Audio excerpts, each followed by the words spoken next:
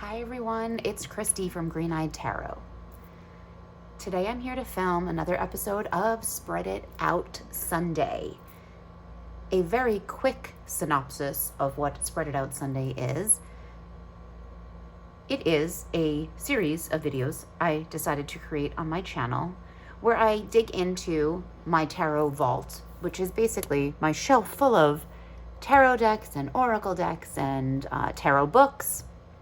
And I find a spread to share with all of you, pull some cards, interpret those cards, think about what they could mean, look at it as an entire picture, right? This cohesive reading. It's really this narrative style of reading, the way I like to read tarot, see the connections between the cards, and use the prompts for each of the positions, if you will, within a tarot spread or an oracle spread to help me, gain meaning and glean some context from the cards. And again, it's something that I've been doing for a while now on the channel, and I really enjoy just sitting down and digging into what I already have and really sort of appreciating and getting to know, sometimes reacquainting myself with some decks that have been on my shelf for a while, and possibly bringing a deck that maybe some people haven't seen or is not featured all the time in this sort of tarot tube space and the tarot community. So that's really what Spread It Out Sunday is all about. And I have to apologize if there's background noise. It is very hot here today. Again, it is the summer, so it's going to be hot for a while now, but we have the AC on, so it is a little loud, and I apologize for the background noise. So this week for Spread It Out Sunday, I've decided to dig into one of the books in my tarot library rather than going to a tarot deck. And so for this week's spread, we're digging into Finding the Fool, A Tarot Journey to Radical Transformation. This is by Meg Jones Wall. Meg Jones Wall is a queer, Brooklyn-based tarot creator, tarot reader, also obviously an author, an artist, and they are also the founder and creator of 3 a.m. Tarot. So you may have encountered their content on Instagram, where they share some amazing tarot spreads. If you have never heard of 3 a.m. Tarot, I encourage you to go and do a little search and go ahead and follow them on Instagram, because they produce some of the best, most comprehensive, most reflective, most interesting tarot spreads. So definitely check that out. And I believe that Meg has another book that may be out already or coming out soon that is just a book of the tarot spreads, and I can't wait to get my hot little hands on that, because as I said, this will be now sort of a collection of many of the spreads that they have shared on Instagram. So definitely, check that out, give them a follow. But this is Finding the Fool. This is an excellent tarot resource. I recommend this. It's probably in my top 5 recommendations for new tarot readers. I think this is an amazing resource for exploring the tarot, and especially if you're using it for introspection, for reflection, for personal growth, right? For, like it says, radical transformation. So exploring themes, right, that might be affecting us. It could be affecting sort of the collective and going on around us in the world, and how that affects us personally on that personal level, and how we can reflect on that. So this is an excellent resource. For today's video, we're going to be digging into this spread in the back. It's actually a series of spreads, but it's so great. This is such an amazing, if you just get this book for this alone, it will be well worth it. So this is called Archetype Spreads. So it's basically, there's more than one way to use this. There's 4 cards. So you're pulling 4 cards, there's 4 prompts, but the prompts are going to change based on what archetype you'd like to channel or explore, if you will. And there's one archetype that correlates to each card in the major arcana of the tarot. So when I say there's so many different ways to dig into this spread, because if you think about it, we have so many opportunities, right, to kind of explore this in different ways. So I thought it would be great to maybe do 2 pulls based on 2 different archetypes, and kind of see what we come up with. So maybe we'll do more than one of these. But like I said, there are 4 cards, different prompts for each one. So just for an example, the Fool. So if we decide we'd like to explore with the Fool as an archetype, our prompts are going to be a card for representing a dream, a potential risk, a first step, and a glimpse at who you might become. So that's the prompts for exploring that Fool archetype. Another example, the Chariot, an insight into the path ahead, a boundary that is ready to be broken, a victory to celebrate, a way to maintain control. So we can see that these are super expansive. These are digging deep and giving us a different energy, a different way to explore each one of these archetypes. So I thought, like I said, we would do 2. I'm not sure how we can go about picking this. If I would have thought about it beforehand, I would have grabbed some dice that we could just toss so we can let the universe decide for us, which I might be able to do that. I'm trying to see what kind of dice I have over here that might be useful. Let's see. I definitely have a die that I could throw. We could do this one. Okay, let's use this dice. So this is just a many-sided dice that one would use for a role-playing game like Dungeons and Dragons. I got this set specifically to use for the dice casting system that Dawn Michelle and Lisa Pepez came up with. I think I've talked about that in some other videos, but this might be a good one. I don't know that we'll get all of the archetypes, but it is a many-sided deck that goes up. This might be the 20-sided.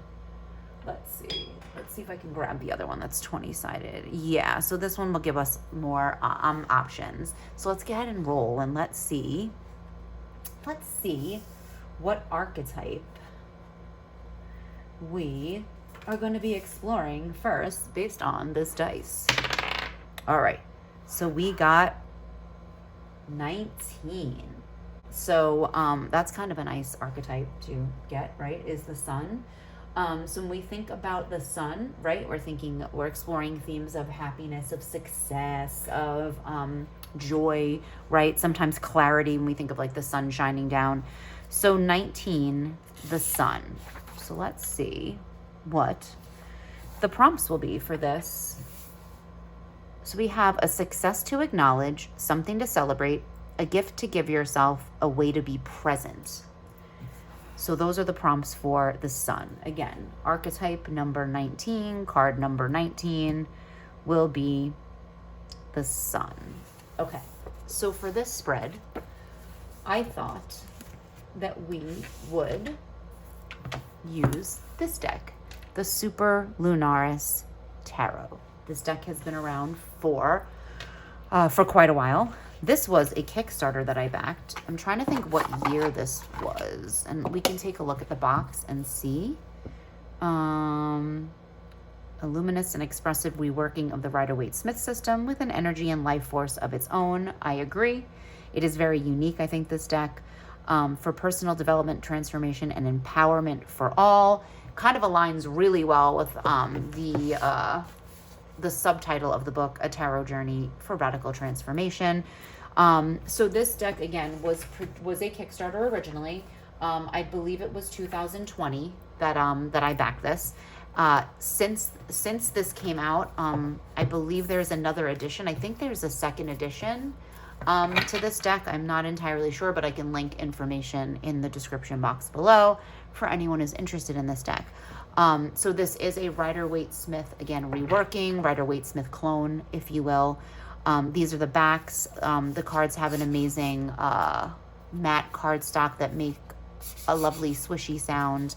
They do have this really, really pretty rose gold gilded edges, but it's a wonderful, I think it's a wonderful cardstock. And I think it's pretty easy to shuffle.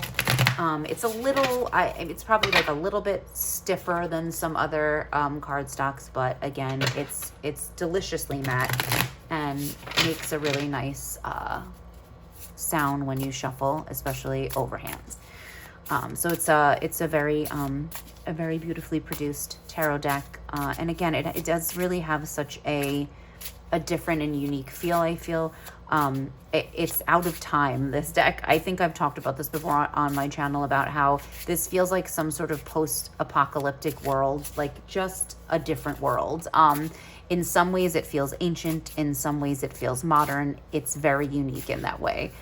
So hopefully you'll see that a little bit when we pull the cards for this. So, and you know what we can do too is we can just find the sun, right? So if we're doing a spread that's focused on just this one archetype, then we can think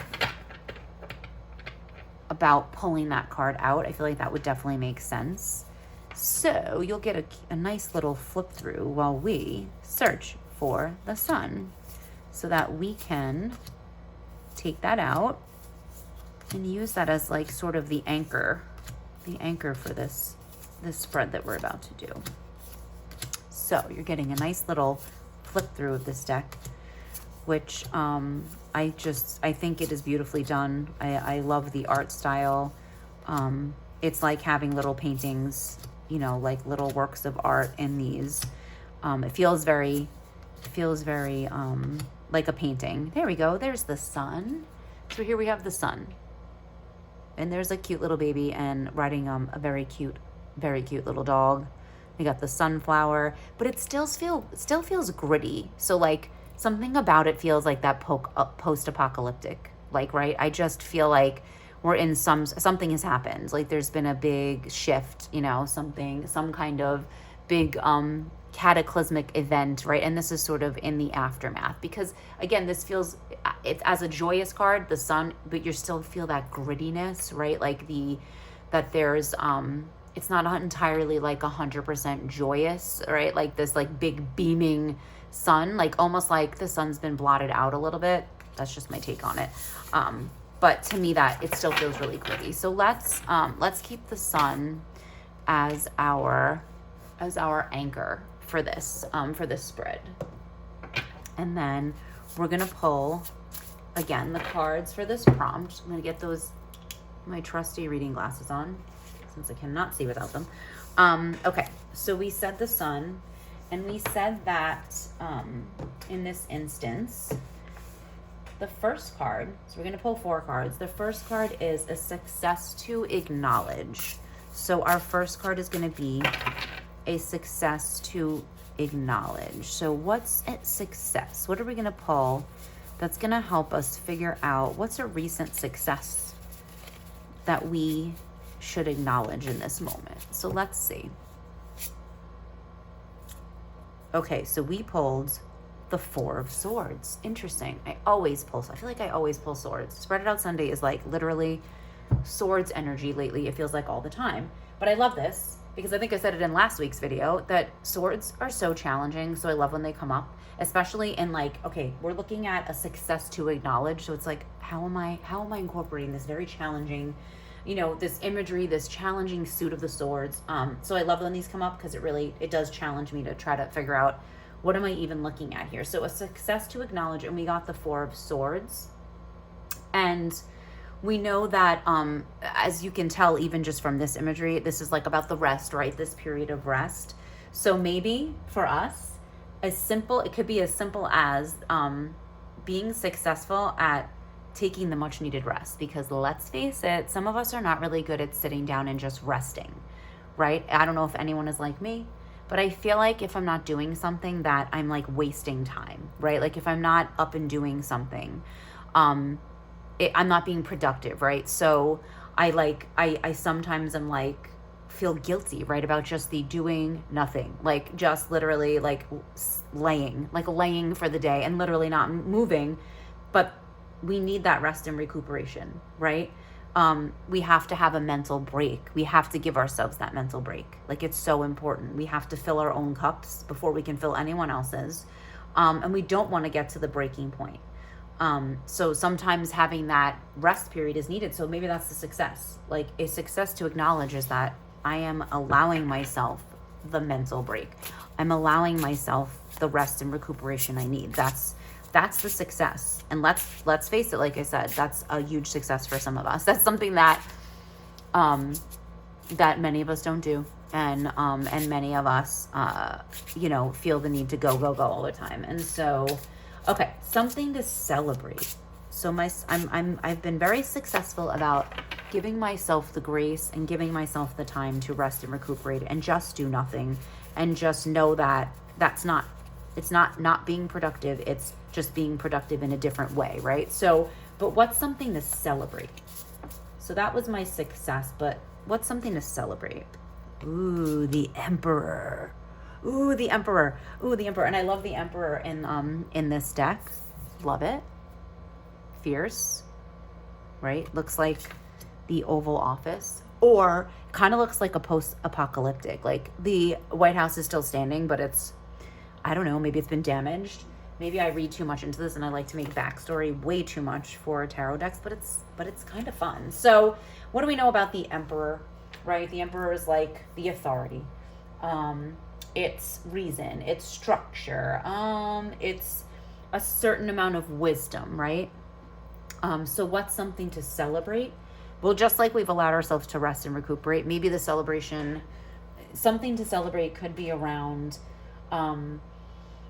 setting boundaries, right? Setting boundaries for ourselves, having a structure, like sticking to a schedule that works for us, right? So maybe that our schedule might include, the structure might include time for this, like ensuring that no matter what, we get this. So maybe something to celebrate is that we've been able to stick to a structure for ourselves, setting those boundaries, like sort of being the authority in our own lives. Like I know what's best for me, so being the authority figure in our own lives, or doing that for someone else. So maybe you're celebrating being able to set that structure and set those boundaries around like a relationship you're having. So I feel like that's like kind of like what we're getting from the Emperor in terms of something to celebrate.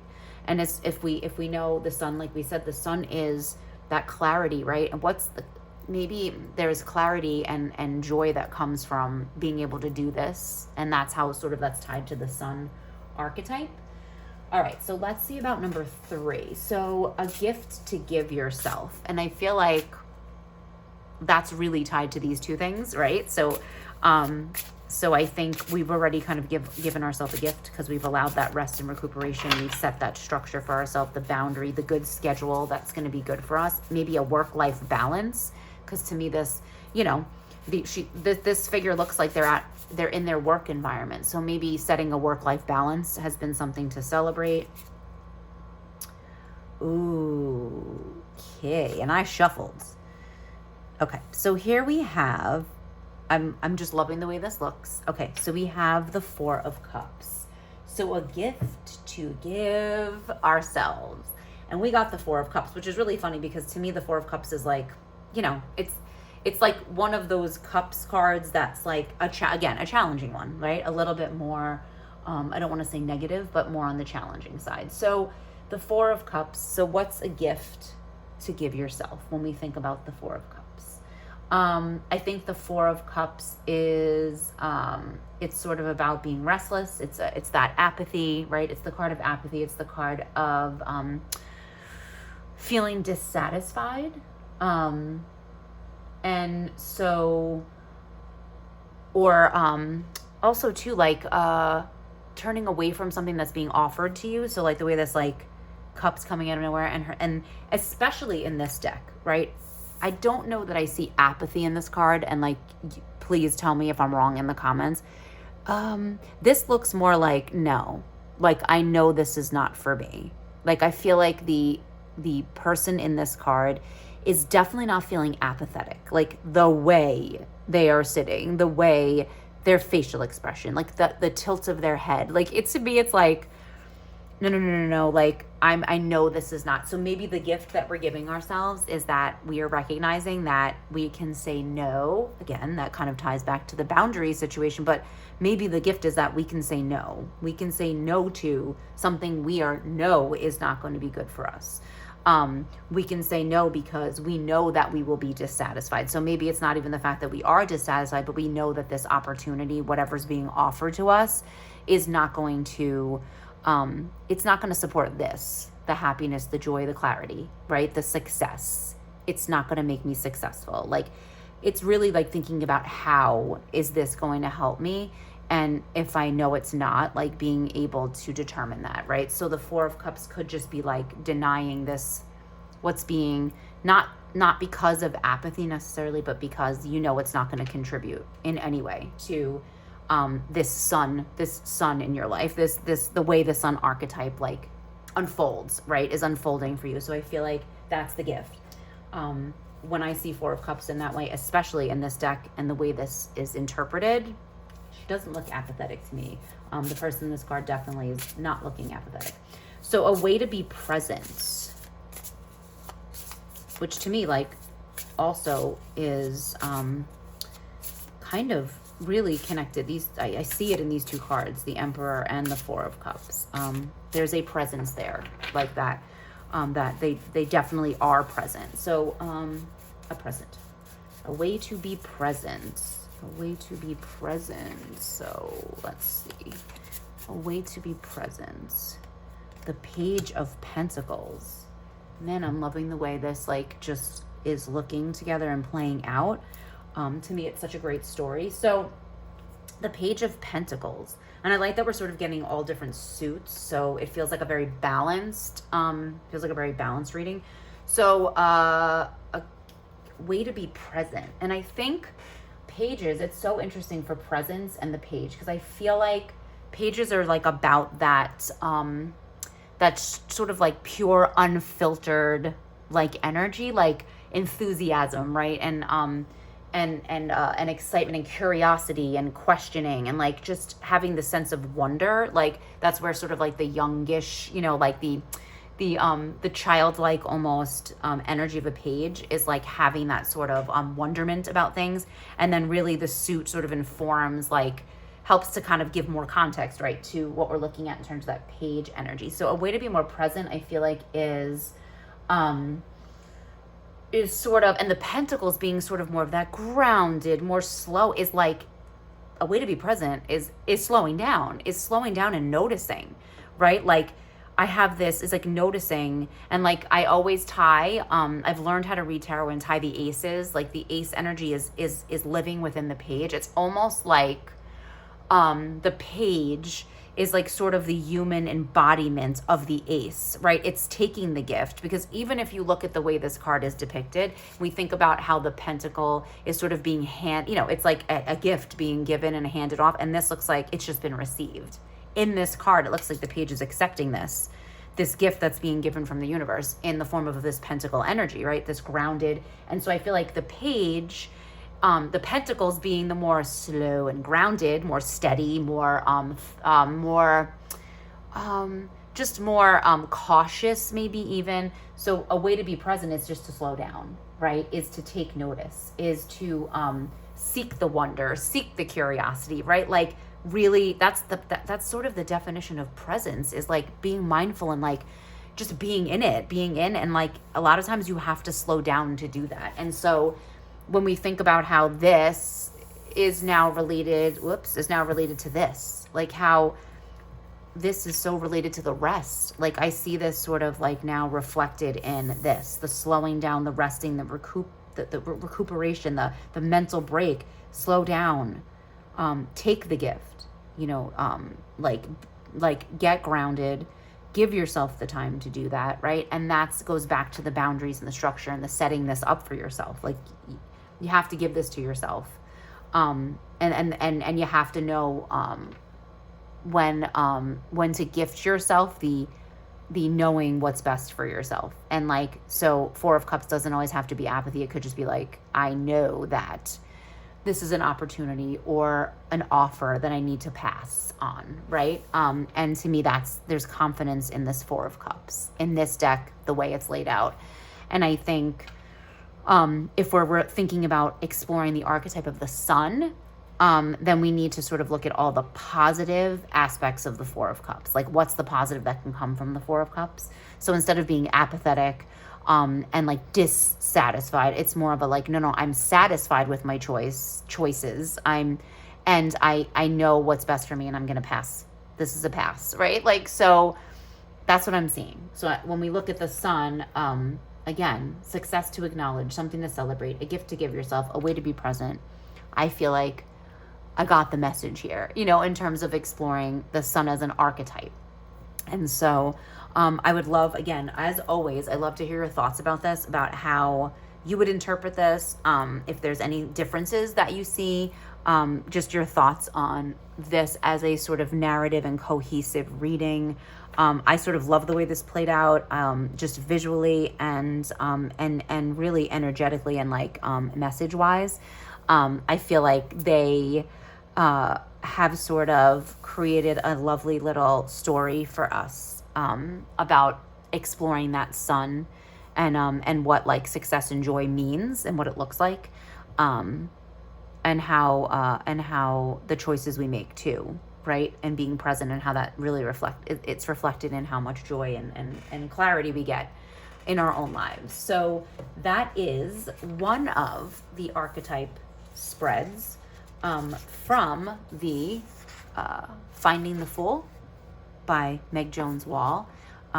It's back here. There are, like I said, you can explore. This is really digging deep into the major arcana. I think this is could be an excellent way for a newer tarot reader or someone who's just like, I need to connect with the major arcana again, or I just want to explore it on a deeper level. I think this is an amazing way to do that, to really dig into the meanings of the majors by pulling cards from the rest of the deck, and really kind of framing the reading around that archetype as an anchor. So definitely, I feel like really just so interesting. And as always, just a great offering from Meg Jones Wall in terms of spreads. I mean, just, really, really good stuff. So definitely, again, check out their Instagram page so that you can kind of learn more about their offerings. Please, if you have not done so, consider subscribing. This is a series that I've been trying to stay consistent with on Sundays, just as a way to continually explore this tarot as a tool for introspection and reflection, and continually connect with everyone in this community about how they would read this. Like, so we can learn so much from each other. Learning is this reciprocal process, and that's all part of it, is that hearing how everyone else would interpret this really helps me in my own tarot practice and my own understanding of the cards and how to read them as a cohesive picture. So thank you so much for being here, and I will see you all in the next video. Bye.